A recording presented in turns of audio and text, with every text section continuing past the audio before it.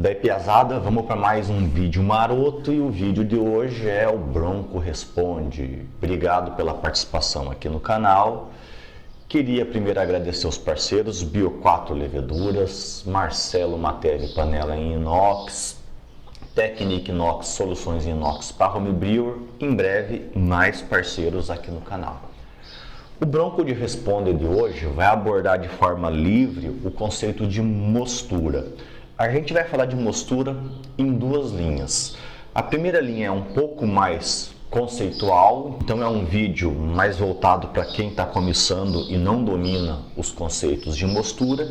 E a segunda linha que é falar como eu pego esses conceitos e aplico na minha mostura, nas minhas cervejas, nas minhas receitas. Óbvio que existem particularidades, mas a gente vai falar de uma forma geral de como é o meu processo de mostura, respeitando o equipamento que eu tenho. A primeira coisa, a gente precisa definir o que é mostura. Então, mostura é uma etapa quente, aonde eu tenho um objetivo muito claro, que é obter uma solução rica em açúcar. Porque esse açúcar é a base da nossa fermentação. Lembrando que a cerveja ela é uma bebida fermentada, então para a fermentação precisa de açúcar. Na mostura que a gente vai obter então essa solução rica em açúcar, que a gente chama também de mosto. Para a gente obter essa solução rica em açúcar, a gente vai precisar de alguns ingredientes, basicamente dois: a água e cereais, que podem ser maltados e não maltados. Esses cereais eles carregam amido. E durante o meu processo de mostura eu vou pegar esse amido e transformar ele em açúcar por ação enzimática.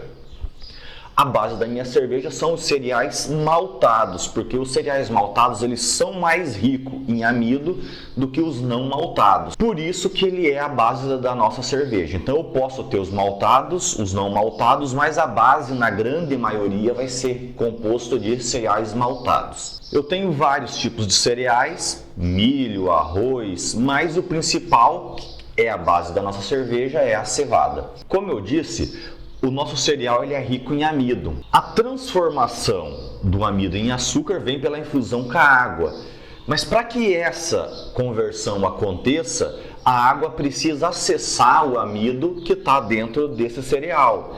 E para que esse acesso aconteça, eu preciso moer os grãos. E quando eu falo moer, não é triturar, é o conceito de quebrar. Então eu quebro o grão para deixar o amido do cereal em contato com a água, para que por ação enzimática eu tenha a conversão do amido em açúcar.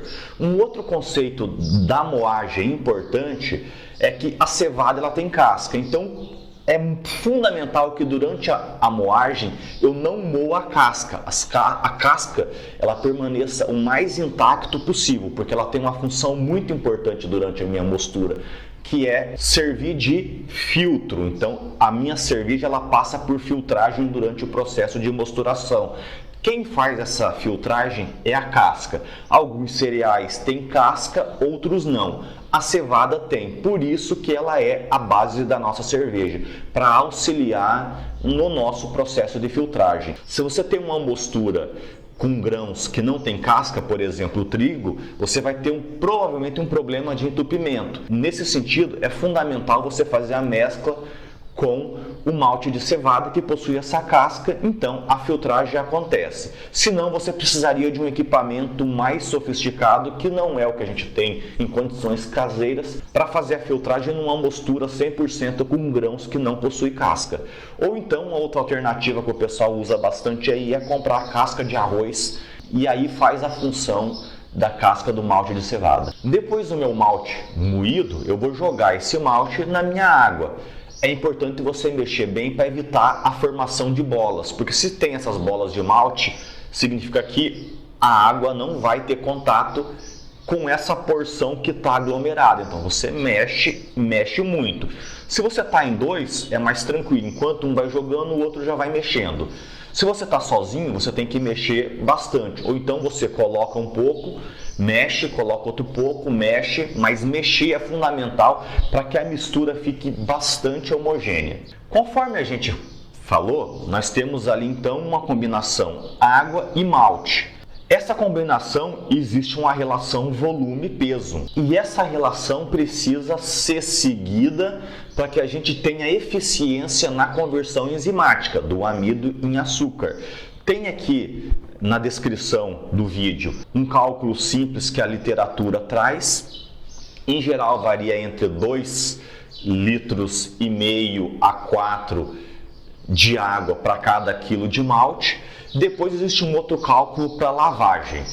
E aqui é um ponto importante. Tudo que eu vou falar aqui está associado para o meu set, que é um set de 3 panelas. Tina de lavagem, tina de mostura e tina de fervura. Se você tem uma dúvida sobre single vessel, sobre os cálculos de volume de água, sobre o método, como que é, se existe alguma particularidade, sugiro, no caso do single vessel, você dá um pulo no canal do Wellington Assis, esse é o cara que manja bem de single vessel, tá aí no YouTube. Se você tem uma configuração em Biab, tem os lobinhos, tem o Leandro do Cerveja Fácil. Quando eu comecei a fazer cerveja, eu usava 1 para 1, né? Então, o mesmo volume de água da mostura, eu usava também na lavagem. Hoje eu sigo os cálculos que o Beersmith me traz. Então, eu coloco lá a tina de mostura, o que é calculado. Para a tina de lavagem eu não tenho mais essa preocupação, eu encho lá o tanto de água que for preciso, geralmente eu coloco mais água do que precisa, porque durante a trasfega eu vou fazendo a correção, vou falar um pouquinho mais disso lá na frente. Então a tina de lavagem não é muito a minha preocupação, porque eu sempre jogo um volume a mais, porque daí eu já reaproveito a água que sobrar para outras coisas no meu processo. Vamos falar agora um pouco de temperatura. Para que a gente tenha de forma eficiente a conversão do amido em açúcar pela infusão e combinação água e cereais, a temperatura ela é fundamental, porque é ela que vai fazer com que esse processo ocorra de forma adequada. Durante esse processo de conversão de amido em açúcar, eu tenho 2 tipos de açúcar, o fermentável e o não fermentável. O fermentável vai ser consumido pela levedura e vai ser transformado em álcool. O não fermentável vai permanecer na nossa cerveja porque ela não é consumida pela levedura.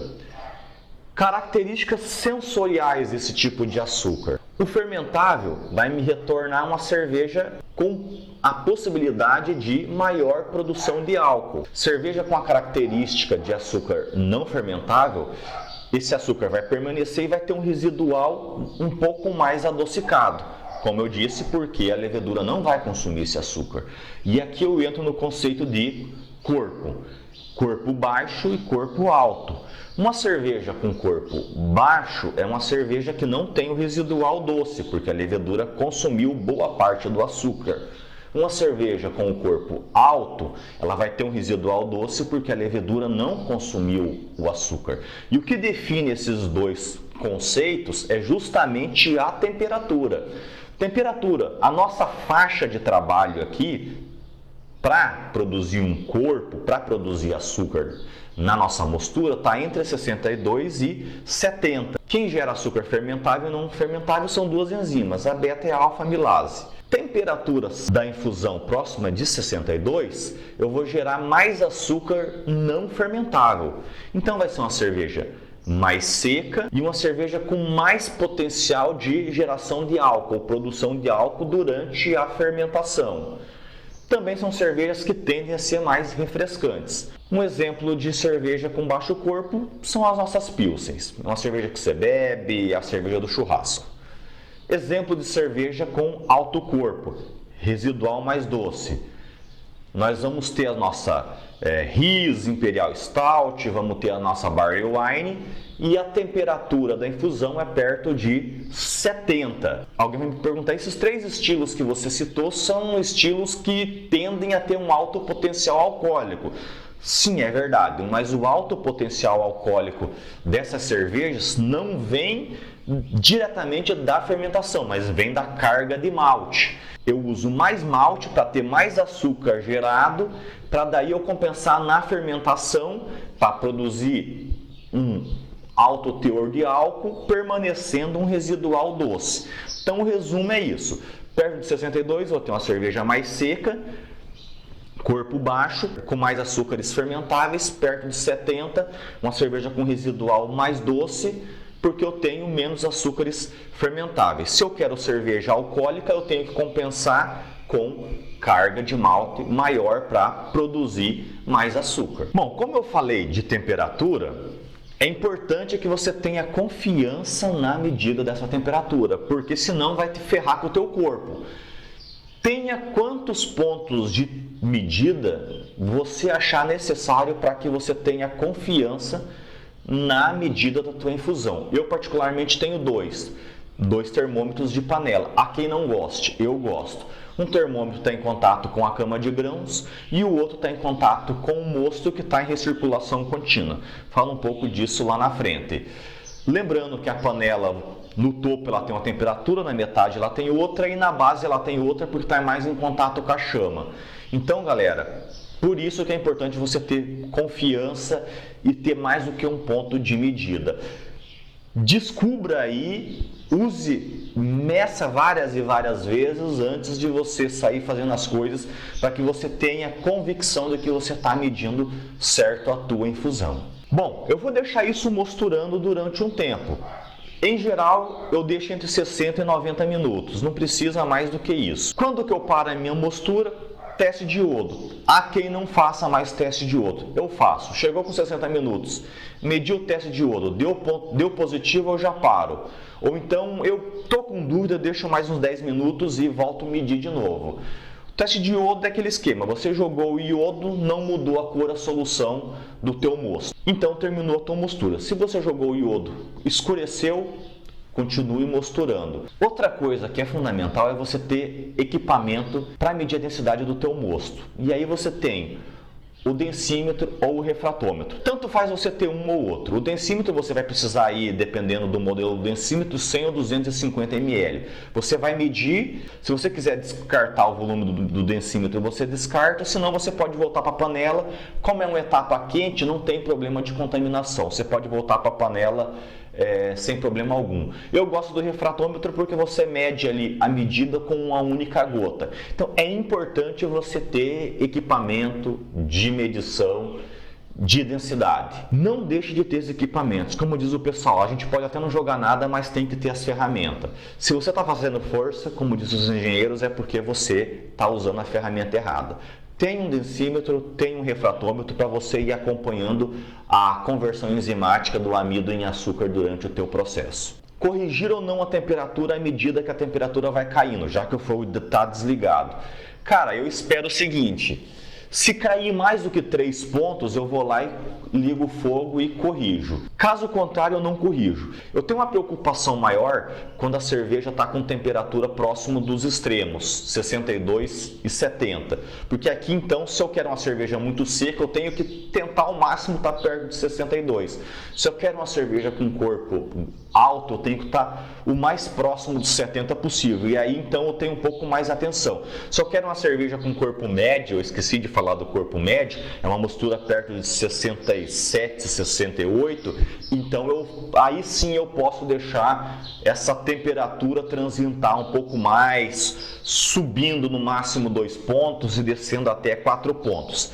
Então não precisa ficar corrigindo toda hora, mas cair um pouco, 2 a 3 pontos, vai lá e liga o fogo. Recirculação contínua, então eu tenho lá uma bombinha para fazer recirculação, o mosto sai da panela e volta da panela e já vai fazendo a filtragem. Hoje eu não deixo mais a bomba ligada durante todo o processo. Eu tenho um vídeo que eu explico mais detalhado sobre isso, vai lá, veja o meu vídeo falando sobre recirculação contínua. Então eu vou, ligo um pouco, desligo um pouco, ligo um pouco, desligo um pouco, para aumentar a vida útil da minha bomba. Os últimos 10, 15 minutos da minha mostura indo até o mash out, aí eu deixo ligado direto, sem problema algum, porque aí sim é importante eu fazer a minha filtragem. Mexer ou não a cama de grãos? Polêmico, porque tem gente que fala para não mexer, tem gente que fala que pode mexer. Eu mexo com parcimônia. Os primeiros 10 minutos é fundamental você mexer direto, depois você mexe de vez em quando. O que eu uso é o mesmo conceito da bombinha. Os últimos 10, 15 minutos da minha mostura eu não mexo mais a cama de grãos para facilitar na minha filtragem. Há quem diga que mexer otimiza a eficiência enzimática e há quem diga que não otimiza. Eu optei por usar esse método de forma aleatória, fazer, mexer e não mexer, ligar a bombinha e não ligar a bombinha. Eu tenho gostado desse método e é assim que eu tenho trabalhado. Temperatura da água da lavagem. Eu uso 3 panelas, então eu faço lavagem. Eu coloco na mesma temperatura do mesh out, porque aí vem o próximo ponto. Eu uso mesh out. Tem pessoas que já não fazem mais mesh out. Eu ainda faço porque é algo que não toma um tempo. Para você não fazer o mesh out, você precisa estar com o teu processo muito bem ajustado. A defesa que eu faço do mesh out é para desativar as enzimas, então vai parar a minha ação enzimática, além de tornar o líquido menos viscoso, principalmente durante a lavagem, já que o grão vai ficar encharcado ainda de mosto, então vai facilitar a minha filtragem. Mas se alguém entende que isso não é fundamental, está funcionando para você, segue o jogo. Com relação à correção da água com os sais. Veja, manipular a água, para quem está começando, eu acho que não é uma prioridade. Uma prioridade é você dominar o processo, dominar os conceitos.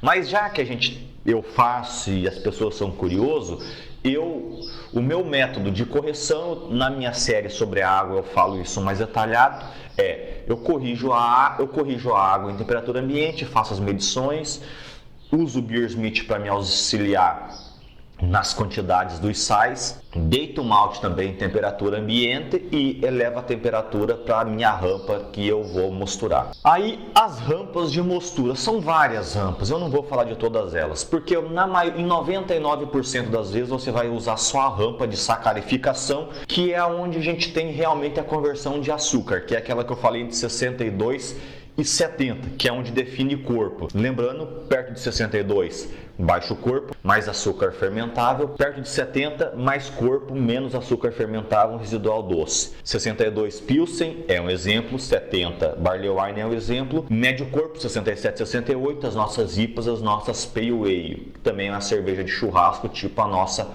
Pilsen aí. As outras ampas aí, a mais famosa é a parada proteica, que o pessoal usa bastante para cervejas de trigo, mas na maioria das vezes você não precisa da parada proteica. Existe uma outra rampa aí que é perto de 43, 44, que é para você ter o ácido felúrico, que é usado para as cervejas de trigo. Tirando essas aí, eu não uso nenhuma outra rampa de mosturação. 43, ácido felúrico, perto de 52, 55 a parada proteica. Se você tiver uma cerveja rica em cereais não maltados, demais você vai usar entre 62 e 70 graus, que é a sacarificação, que é onde ocorre a conversão dos amidos em açúcares. E aí, para terminar o nosso vídeo, eu preciso falar das nossas cervejas High Gravities, ou de alta densidade. Exemplo, Barley Wine, Ries, We Have, as Doppel, são cervejas com muito malte, que são cervejas complicadas aí, que exige um refinamento da tua técnica. Eu ainda não consegui refinar. Então você tem o tamanho da panela é importante, a altura da cama de grãos é importante, o volume de água já muda e aí você tem que ir ajustando. A eficiência cai bastante. Em geral a gente trabalha entre 65% e 75% de eficiência. Quando você fala de high gravity, você vai bater no máximo 60%. E aí, cara, você tem que ir testando até ajustar. É água, é o volume de água, conforme eu disse. Existe aí enzimas já sintetizadas que você pode jogar para otimizar a atuação enzimática. É um caso à parte que você tem que ir treinando. Eu ainda não ajustei o meu processo das minhas high gravities. O dia que eu tiver ele bem redondinho, eu faço um vídeo só para esse grupo de cervejas, para vocês entenderem como que eu faço. Bom, eu acho que é isso, o vídeo deve ter ficado grande pra caramba, é muito conceito, eu espero não ter me embananado. Esse vídeo me deu um trabalho enorme para editar. Deixa aquele like maroto no vídeo, o seu like é muito importante para direcionar o nosso trabalho. Deixa um comentário também se ficou dúvida, porque a gente pode, quem sabe, fazer uma parte 2 falando de mostura. Compartilhe esse vídeo com a galera e se inscreva no canal, por favor, beleza? Até o próximo vídeo com o nosso Banco Responde.